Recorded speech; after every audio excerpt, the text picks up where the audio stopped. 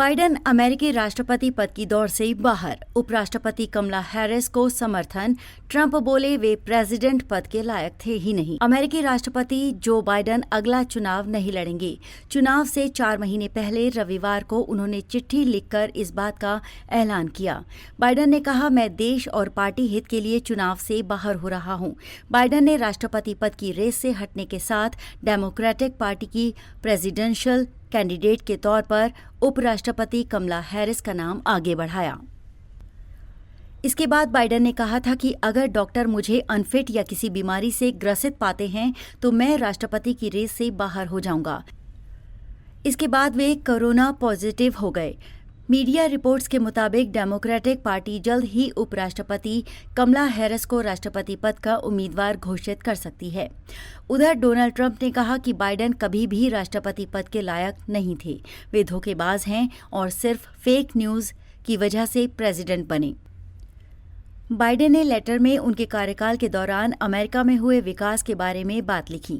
उन्होंने कहा कि 3.5 साल में हमने देश के तौर पर महान तरक्की की है।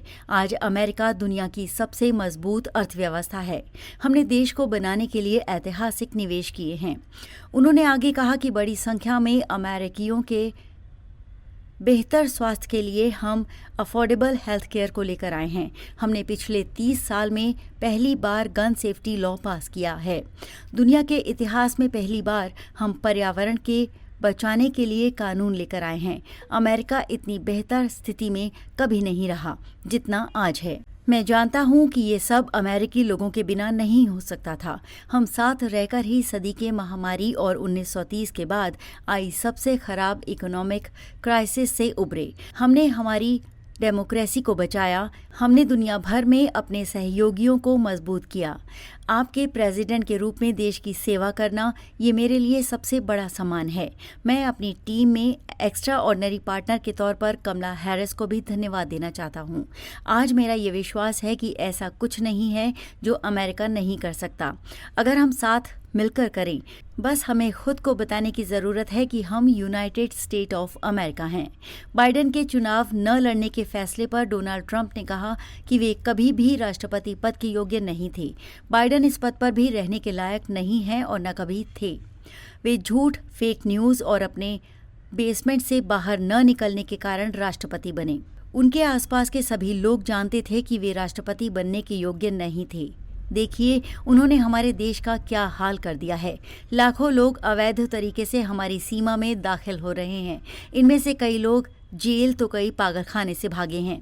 इनमें रिकॉर्ड संख्या में आतंकवादी हैं। हम बाइडेन के राष्ट्रपति रहने की वजह से और दुख झेलेंगे, लेकिन हम उनके किए गए नुकसान की बहुत जल्द भरपाई भी करेंगे। Make America great again.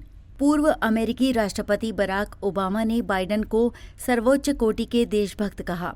उन्होंने कहा कि जो बाइडेन अमेरिका के सबसे महत्वपूर्ण राष्ट्रपतियों में से एक रहे हैं, साथ ही मेरे प्रिय मित्र और साथी भी हैं। आज हमें फिर से याद दिलाया गया है कि बाइडेन सर्वोच्च कोटि के देशभक्त हैं। हालांकि ओबामा ने ये स्पष्ट नहीं किया कि वो डेमोक्रेटिक पार्टी के राष्ट्रपति पद के उम्मीदवार के रूप में कमला हैरिस का समर्थन करेंगे या नहीं।